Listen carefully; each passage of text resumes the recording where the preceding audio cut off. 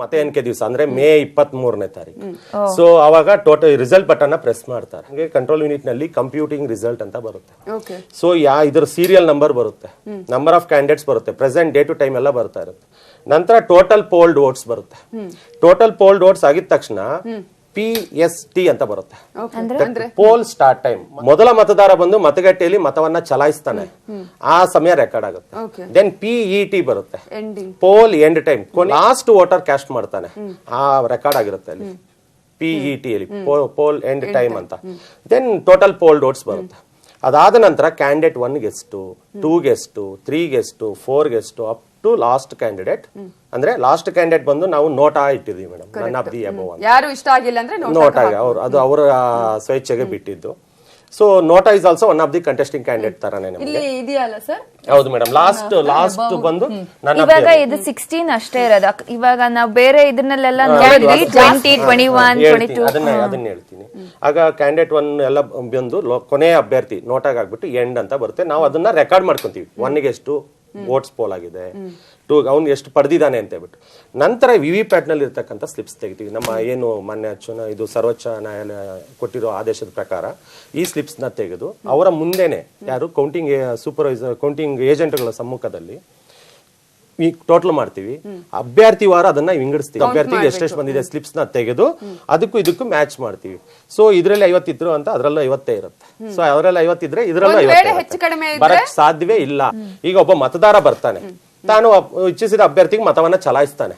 ಚಲಾಯಿಸಿದ ನಂತರ VVPAT ನಲ್ಲಿ ಇಲ್ಲಿ ಗಮನಿಸ್ತಾನೆ 7 ಸೆಕೆಂಡ್ಸ್. ತಾನು ಯಾವ ಅಭ್ಯರ್ಥಿಗೆ ಮತ ಚಲಾಯಿಸಿದಾನೆ, ಅವನ ಹೆಸರು, ಅವನ ಕ್ರಮ ಸಂಖ್ಯೆ, ಚಿಹ್ನೆ ಎಲ್ಲ ಗಮನಿಸ್ತಾನೆ. ಸೊ ಆತರ ಬೇರೆದ್ ಬಂದಿದೆ ಅಂದ್ರೆ ಗಮನಿಸಲೇಬೇಕು. ಹೌದು, ನಾವು ಅದಕ್ಕೇನೆ ನಮ್ಮ ಮತದಾರರಲ್ಲಿ, ಸಾರ್ವಜನಿಕರಲ್ಲಿ ನಾವು ಹಲವಾರು ಕ್ಷೇತ್ರಗಳಲ್ಲಿ ನಾವು ಒಂದೊಂದು ಕ್ಷೇತ್ರದಲ್ಲಿ ಒಂದೊಂದು ಪ್ರದೇಶದಲ್ಲಿ ಆಯ್ಕೆ ಮಾಡಿಕೊಂಡು ಅವರಿಗೆ ಜಾಗೃತಿ ಮತ್ತು ಅರಿವು ಮೂಡಿಸುವಂತ ಕಾರ್ಯಕ್ರಮ ಮಾಡಿದ್ವಿ. ಅದನ್ನ ನಮ್ಮ ಎಲೆಕ್ಷನ್ ಕಮಿಷನ್ ಇಂದ ಸ್ವೀಪ್ ಆಕ್ಟಿವಿಟೀಸ್ ಅಂತ ಕರಿತೀವಿ. ಅದನ್ನೆಲ್ಲ ಮಾಡಿ ಯಾವ ರೀತಿಯಾಗಿ ಇದು ಕರ್ತವ್ಯ ನಿರ್ವಹಿಸುತ್ತೆ, ಯಾವ ರೀತಿ ನಾವು ಗಮನಿಸಬೇಕು ಅನ್ನೋದನ್ನು ಸಹ ನಾವು ತಿಳಿಸ್ಕೊಟ್ಟಿದ್ದೀವಿ.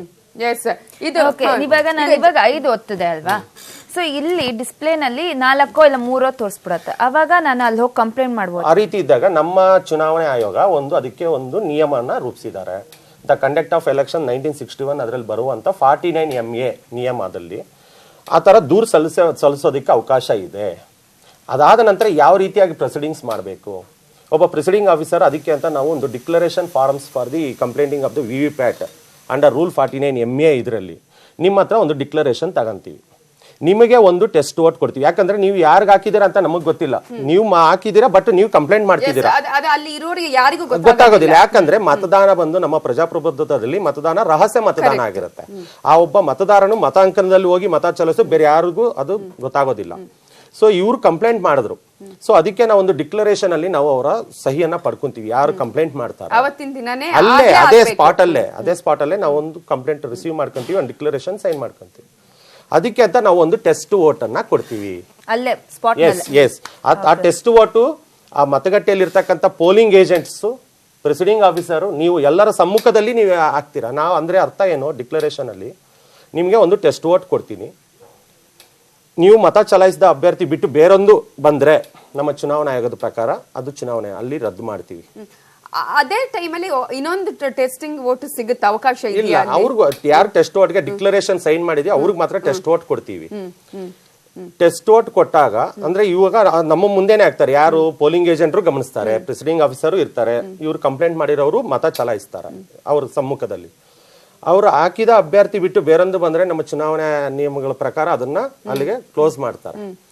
ಒಂದು ವೇಳೆ ನೀವು ಹಾಕಿದ ಮತವು ಅದೇ ಅಭ್ಯರ್ಥಿಗೆ ನಮ್ಮ VVPAT ನಲ್ಲಿ ಬಂದ್ರೆ ರೂಲ್ 49 MA ಇದರಲ್ಲಿ IPC ಸೆಕ್ಷನ್ 177 ಪ್ರಕಾರ 6 ತಿಂಗಳ ಸಜೆ ಮತ್ತು ದಂಡ ಅಥವಾ ಎರಡನ್ನೂ ವಿಧಿಸಬಹುದಾಗಿದೆ ಅಂತ ಹೇಳ್ಬಿಟ್ಟು ಅವರಿಗೆ ತಿಳಿಸ್ತೀವಿ.